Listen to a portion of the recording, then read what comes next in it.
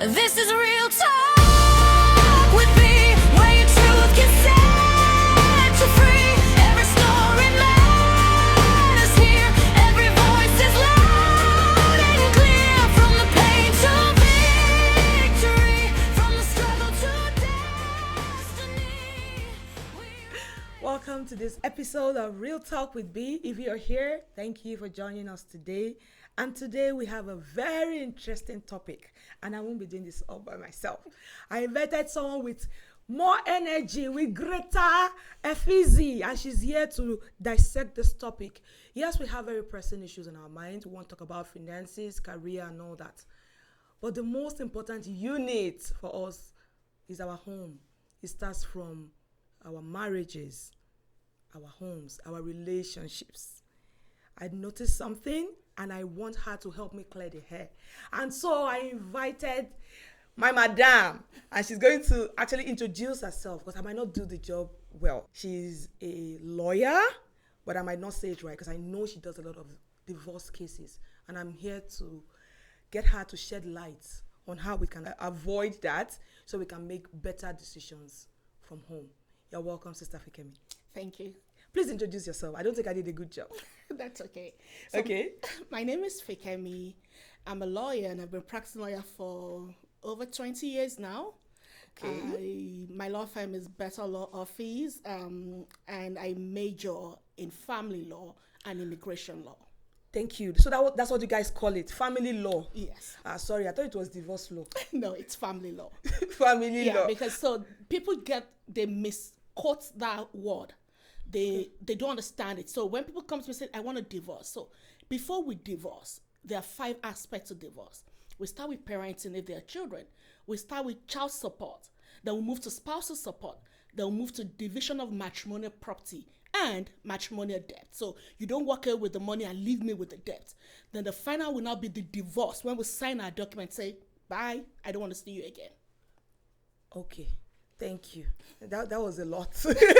But okay, so let's back. So you're not just a divorce lawyer. You are a family lawyer. And that's what you major in, right? You do that a lot. Yes. So let's take data now. How many families have you successfully separated, splitted? Just give me numbers. In Canada. So I won't say it's not my doing, I'm just doing my job, right? I know. So they come to me and say, hey, Fiki, I'm tired of this marriage, I want to take a walk. So at that point, we need to understand that there's something we call divorce. That will be the final stage. And there's a separation. What's the difference? So separation is when we sign our documents and we walk it, we've sorted out parenting, child support, spousal support, matrimonial properties, then we sign the documents and we walk away. That's separation. That is divorce. That's the final one. That's Prior divorce. to that, there's the separation period. Right. So most couple, they're separated and they don't know. So when you're living with someone in the same house, no communication, or you're saying hello, good morning, no intimacy, then you're more like tenants in the house. Okay. For how long? 1 year. So the law says 1 year. So I've seen clients come to me like, lawyer, I've been separated, we've not been talking, we've not been intimate for a year or 1 year or 6 months or 9 months, 1 year and 3 months, but just last week we had sex, and then okay, we have to start counting. So they're not separated yet. They are not Maybe there's still separated. a spark. They're not separated yet. They're not separated yet. So for you to say we are separated, you need to have 1 year of poor communication, no intimacy, and there's no good relationship between you two. 1 year. Not 1 year, calendar 1 year. So when we start at 6 months, by the time we are done, like I said, before we get to that point where we sign the document, there are issues that needs to be sorted. Are their children? Then we have to go get a parenting order. Who has parenting time? What parenting time do we decide? Then we move to child support. Who pays who? So if I have the primary day to take care of the children, then I'm taking my time and my money to cater for these children, right? So you have to pay me for that. So that's what we call child support. And child support is in 2 aspects. We have section 3, which is the daily needs, and we have the section 7, which is dental, medical, extracurricular, school fees, trips, all that. Okay. Then we now move to spousal support, which is the one that most immigrants are always very interested in. Oh, you brought me to Canada. No, I left my job. So you have to pay me for wasting my time. In the marriage. Yes, for bringing me here Okay. and saying you're done. I sacrificed everything to come here. So I tell my clients, so guys, men ask for spousal support. So it's not just Women. women. Okay. So oh God. This is a lot. Okay. This led me to raise this topic with you, and this is one of our very few episodes. Do you think we're beginning to have higher number of divorce cases within we immigrants? I feel it's becoming more and more like pronounced, and it's like say almost 1 in every 5 of us are now becoming like separated, divorced, because now you're even saying they're 2 different things. So do you think it's increasing? It's now 4 in every 5. So just last week I was telling someone in my office that what exactly is happening. I see more Africans come to me say, I'm done. So what exactly is the problem? So that takes us back to the roots of how did we get to this point. Do you think they would have remained together if they had not relocated? No, because it started from somewhere. It just got widened when they got to Canada, right? So misunderstanding, miscommunication, missed communication is not territory based. So I can be in Canada and I'm not talking to you. I can be in Nigeria and we're still doing the same thing. So it starts from the foundation of the marriage. What were the things that you guys agreed on? There's some people that say, oh, I'm setting goals. And the moment I miss one of those goals, then it goes back to your partner.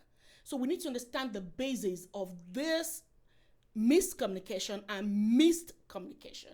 Tell me the most, from your experience as a lawyer, the most, let's say, common reason, common factor why people come to you. What the one of the, okay, maybe 2 or 3 reasons. I want more than There's one. so many, but the main one is culture shock and changing roles. So we all know that an apologist to my women supporting women. the male gender. Okay. They have this ego. Okay. And everything changes here. Everything changes when you get there. So a typical day for someone is 5 to probably 12 midnight, 5 a.m. to 12 midnight. Yes. So someone that has gone out since morning, you don't expect that person to come back and say, hey, I want to eat. And you know how tough our African meals can be, right? When it comes to food. You're making demands. Okay. We've all got emotions. We've all got our time that I just want to be myself. So we all miss that, and it's on both sides, right? So the ego for the man is just I see people walk into my office and say, you know what? She started disrespecting me ever since we got to Canada. Like, I need more information about the disrespecting aspect. So she dare not talk to me like that where we're back home. Like, okay. So this Canada is empowering so much that you start to question me. Like, okay. So are you saying you have male clients and female clients alike? So men actually come in to say they want divorce? So many. In fact, like probably my immigrant file, probably 60% are men. So men, because most times when those women come, after explaining everything to them, after talking to them, like, you know what, let me go give it a try. Let me go seek help. Okay. I want this to work. But men, the moment they come into my office, they made up their mind that it's done. It's hard for you to change a man's mind. It's done. I hear you. So when a man is actually the one seeking that divorce, it's like done. It's done.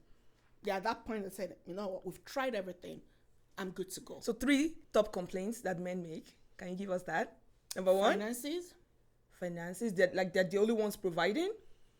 It's both ways. So okay.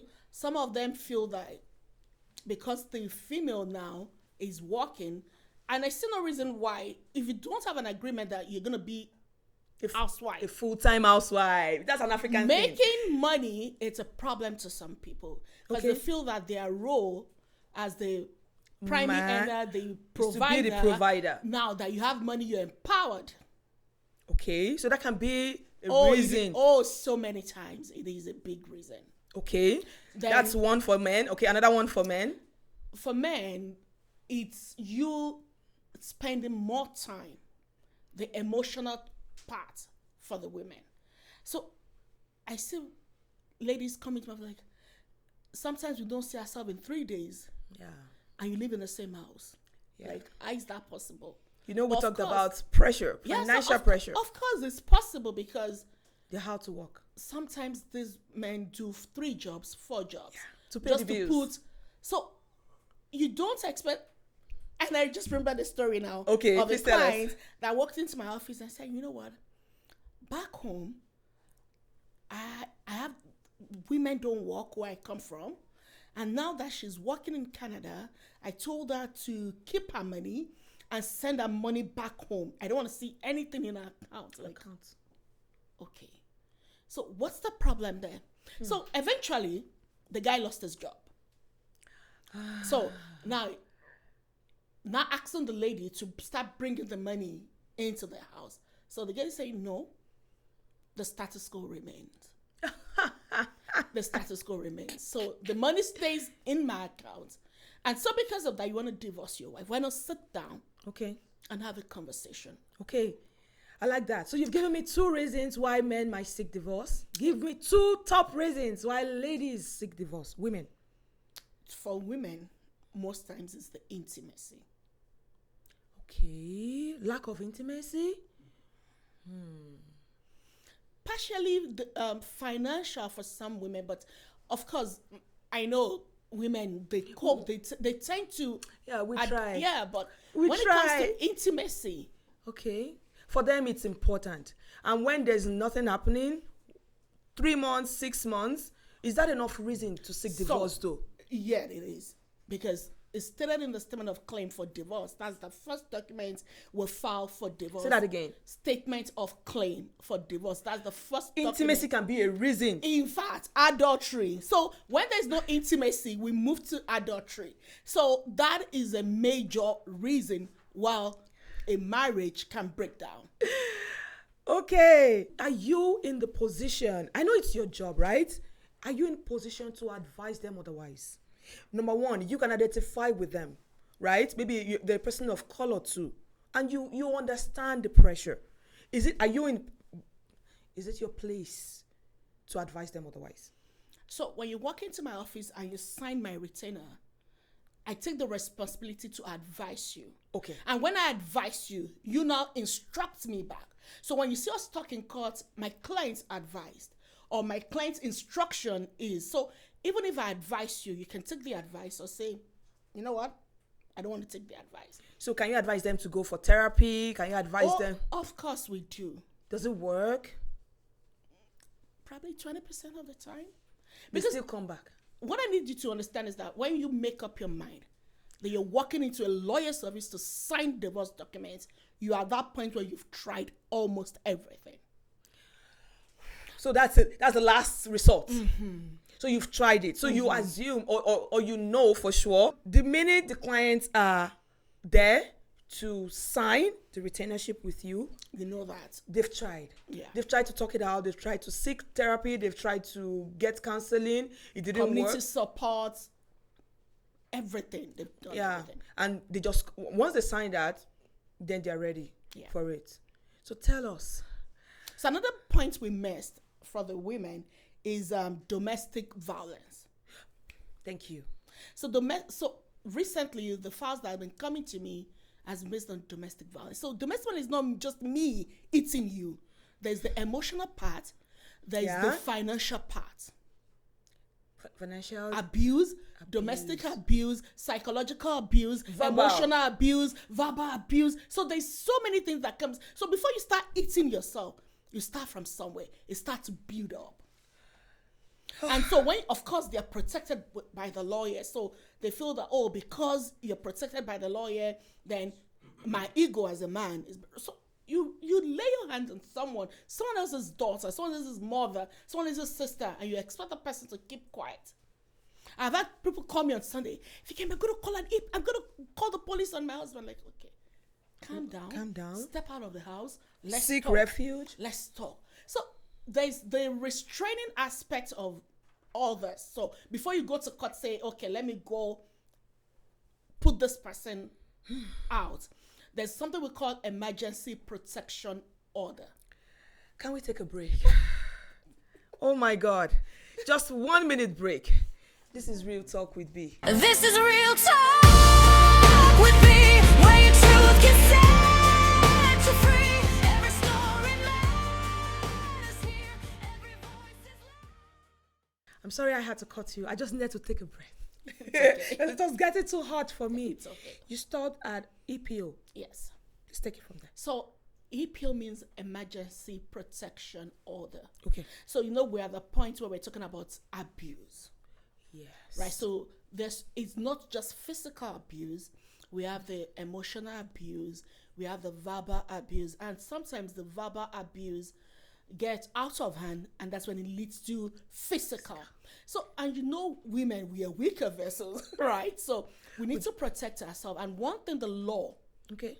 So let me just take a point there. So when it comes to divorce and parenting, and when we get to court to say, okay, I want to have the day-to-day care of the children, we don't decide that based on, the marriage has been for 4 years or 5 years. It's called the best interest of the children. That's the factor that the court puts into consideration in determining who has the care of the children.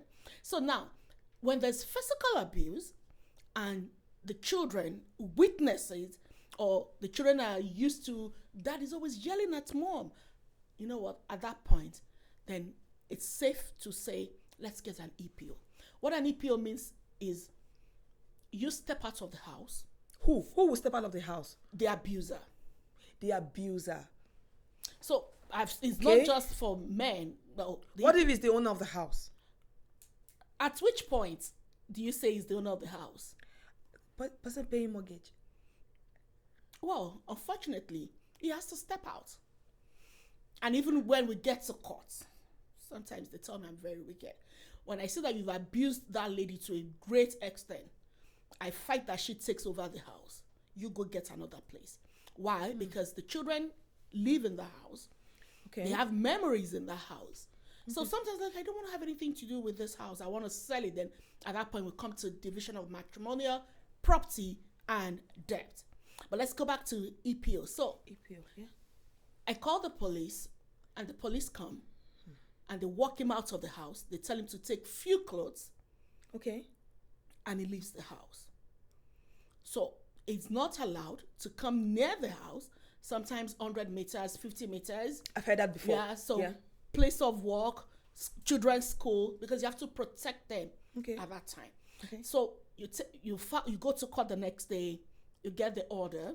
It's reviewed after 14 days. Most immigrants, they come back saying, you know what, Fiki, forgive him. My mom called me. Yes. My uncle called me. Okay. Said, oh, sure. Okay, so is he allowed back if they are able to resolve it amicably? He's allowed back, but most times, it happens again. Most times, I've seen people call police 3 times, 4 times, like, you know what, let's just extend this EPO for 1 year.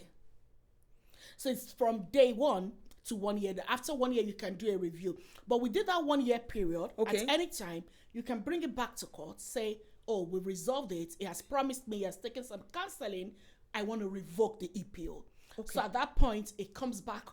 But one thing I've seen judges do is they ask you, are you under any pressure? Did anybody coach you to say this? Because you need to be sure that you are safe, not because of family ties or because one uncle or one pastor or one imam or someone has talked to you. You need to be sure because it's about your safety. That's why it's called emergency protection order. So it takes priority. That's why it's called emergency, because we don't want people dying because you're married, right? So I want to say this.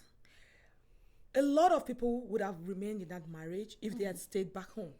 Because I don't think this EPO, well, I might be wrong, but it's not a big deal, or it's not something people are well educated about back home. So they would have stayed in the marriage. And I know there's a spiritual aspect to you stayed in your marriage and praying it through.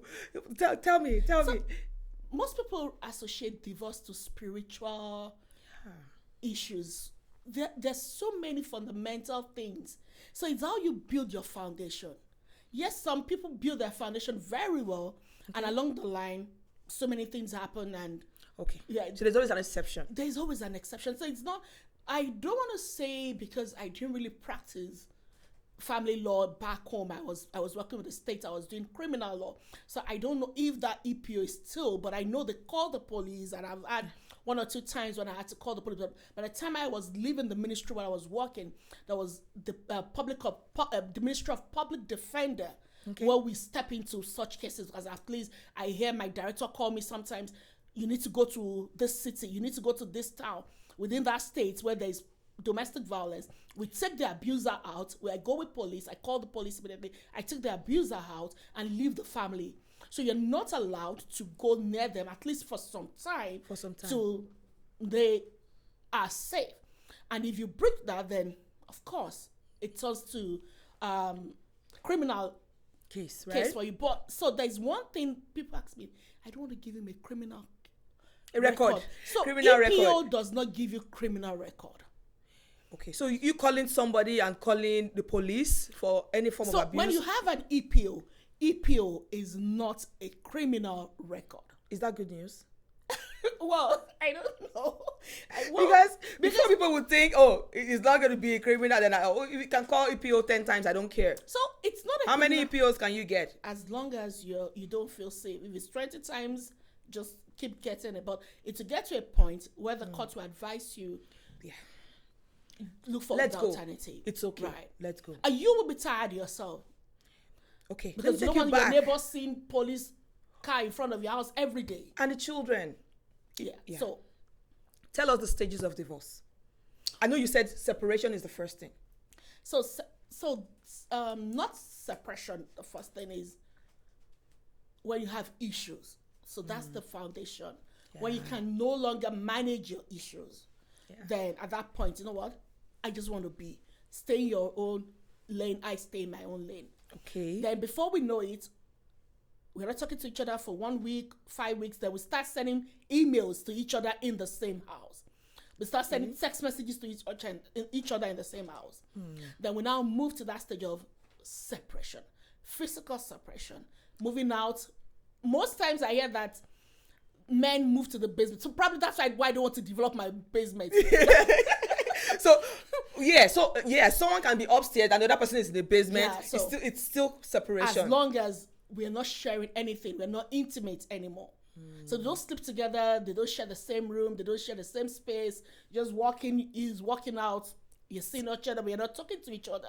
It's building. Yes. So the next stage is now the main divorce. Someone seeking divorce. Yes. So you've tried everything, you've tried to negotiate, to mediate. So between that separation and divorce is the mediation part, where you seek counseling.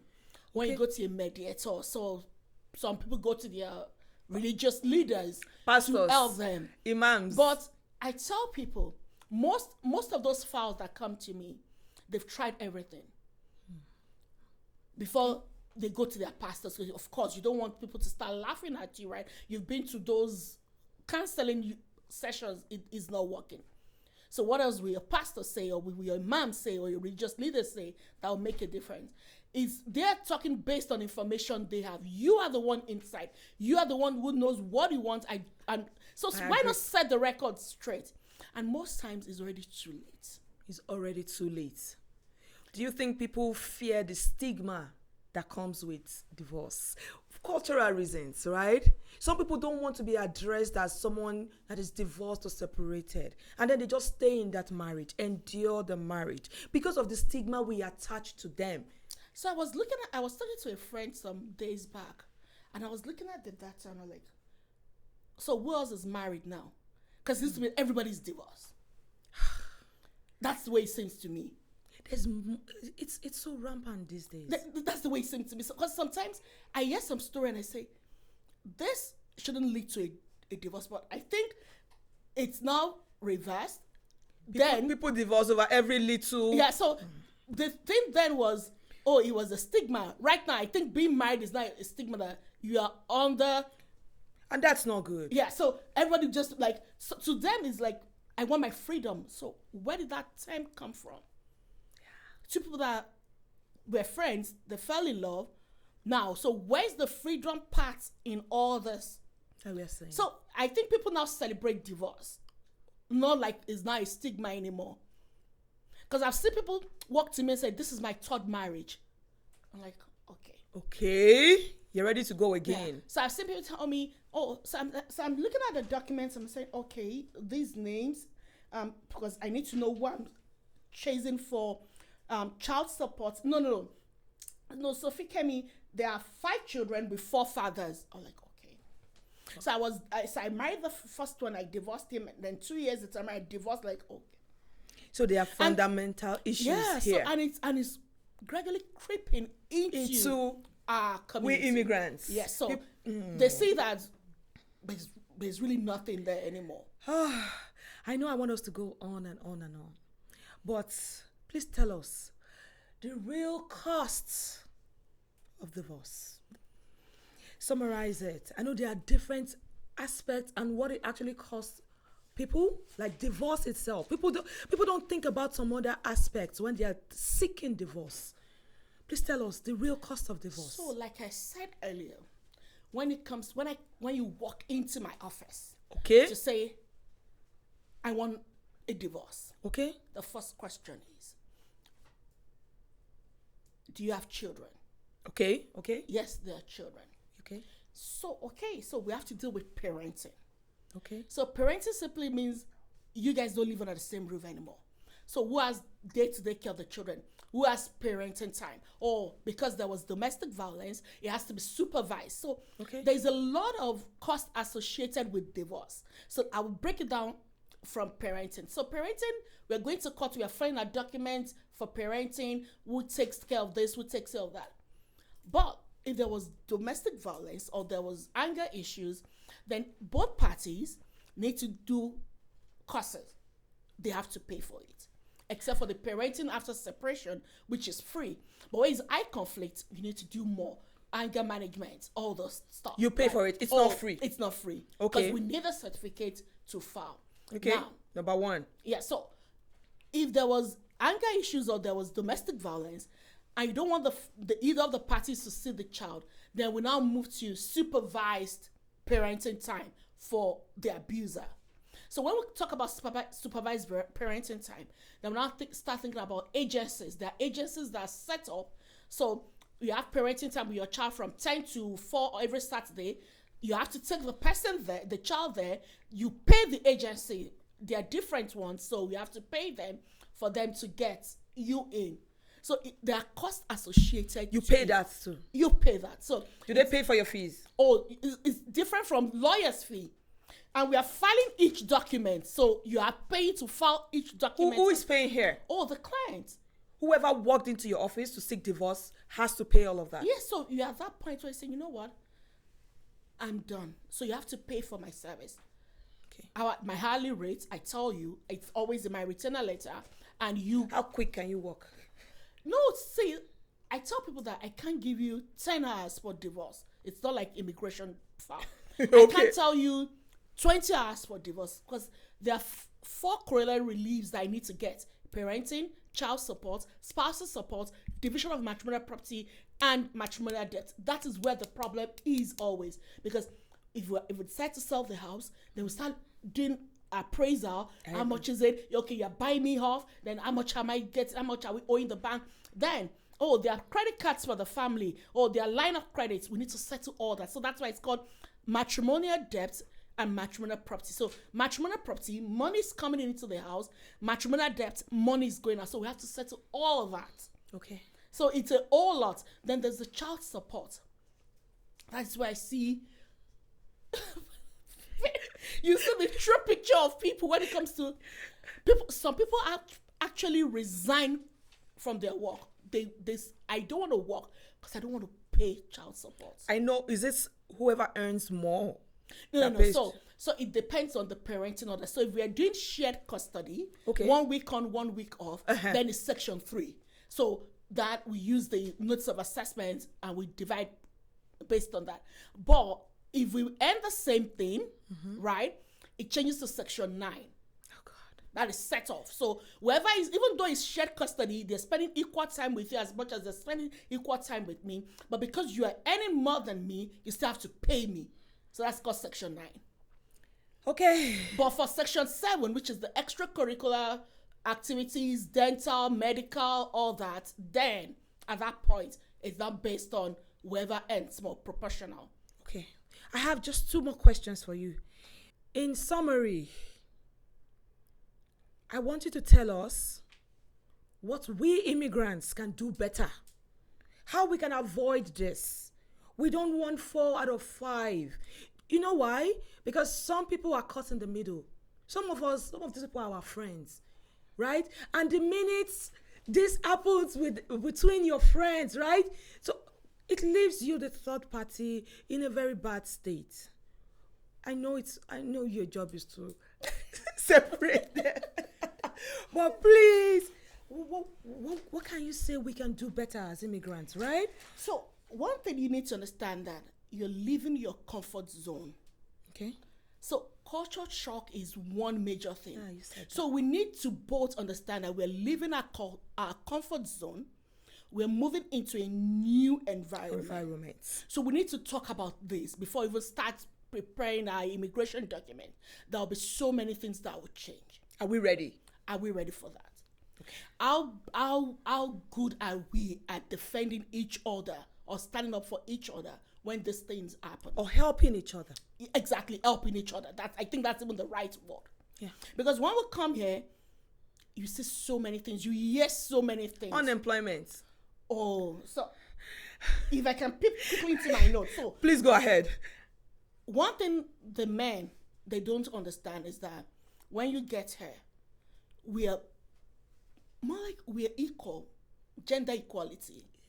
And that thing is a big deal for most men. And apologies to men, please. But that's the truth. It's a big deal. Because when you see them come to my office, like, how dare she talk to you that way?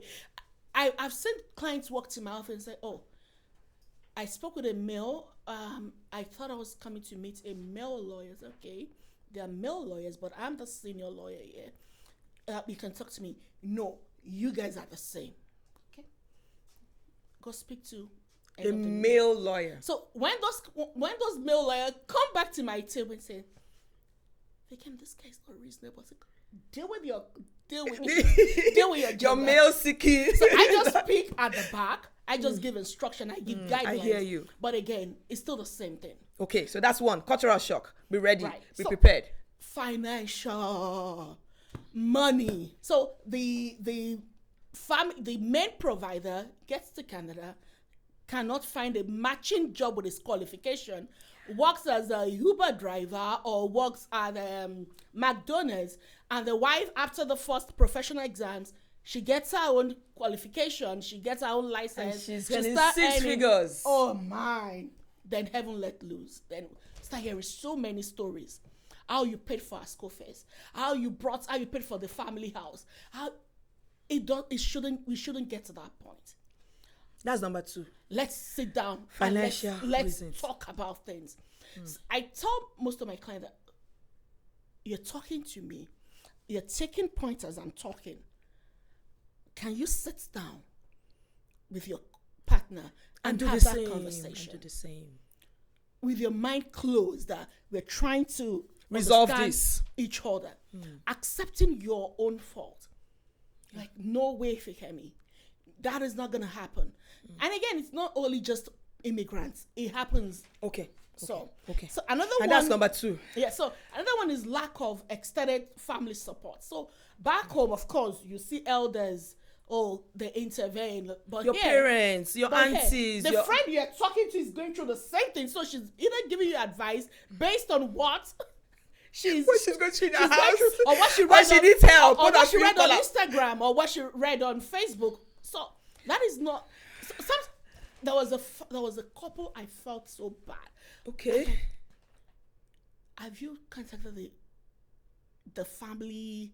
Like, the father had to travel to Canada to mediate, but of course, too late. the man's mind was made up. Number 3. Number 4. So that takes me to the emotional absence and the physical absence, because now you don't spend more time at home because you feel that your wife is a problem. Now you run out to meet some other women who you think, oh, we give you that succor, that comfort you want, and it turns to infidelity. So 99% of men, I take that back. 99% of Okay, that's okay. so 99% of men like, I don't want trouble. I just want to stay out. And you think you're staying out and you're getting that. So and It's causing more trouble. A lady told me something like, oh, I know I can tell you everywhere my husband is going to. I know, like, this same lady, someone was telling me that the husband will take the kids out and right there in front of McDonald's in the car. So they put the children in the restaurant, they're eating, but right there in the car, he's doing what he needs to do. Like, I wish this lady can just like.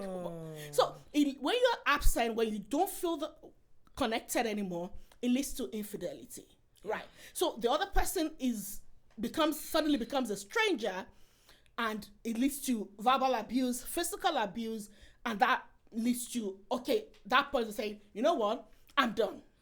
Do you have another point for us? Yes. So most times I tell people, when you remove financial and intimacy, okay, yes, financial pressure, lack of intimacy. Yeah. So when you remove those two, so those most times, Those are like the big giants. most times it stems from those. I hear you. But when you work together as one, not This is my money. Is a small. So I heard that his money is our money. My money is my money. Then there's a problem. There's a problem. Do you, to add to what you said, I think one way we can avoid this pitfall is we learning to, just like you said, take notes. So hear what your partner is saying, and as soon as you see you guys are not able to resolve it together, seek therapy. Do you advise therapy? Oh, of course, 100%. You know, it's not an African thing. Because I tell some people that some stories where you tell me like, it's still not, it's not that deep. It's not bad. It's not that we can serious. still do something. Just do this. Yeah. Probably talk to So someone. what kind of therapists see them? Is this There's so many marriage counselors. Okay. There's so many marriage So counselors? I'm sorry, I'm a Christian, but I don't always tell you go to your pastor to resolve things. Okay. Professionals. Yes. You want professionals. Because Yeah. whatever pastor is speaking from the place of Bible, what happened to Mary, Abraham, the other religions, but people will give you real life experiences. What they think you can do. So because at the end of the day, when pastor is done, he will pray with you, you will leave. But they give you as Steps. Okay. that, okay, What to do? do this, let's try this. But most times again, like I said, for them to get to that point, Of signing the retainership, it's done. it's done. Oh, thank you for it. done. You know, I enjoyed today. Not that I enjoyed it, but I was able to ask so many questions, a lot of questions that have been so much on my mind, and I know has been on the mind of a lot of our viewers today. And I know you all also enjoyed it. Please, let's help each other. Let's support each other. We're here to get a better life, right? We've heard it all from Fikemi today. You'll be a judge soon. I judge Fikemi. yeah, my lord. Thank you. I'll see you guys next time for our next episode. Thank you. This is Real Talk with Bhee. This is real.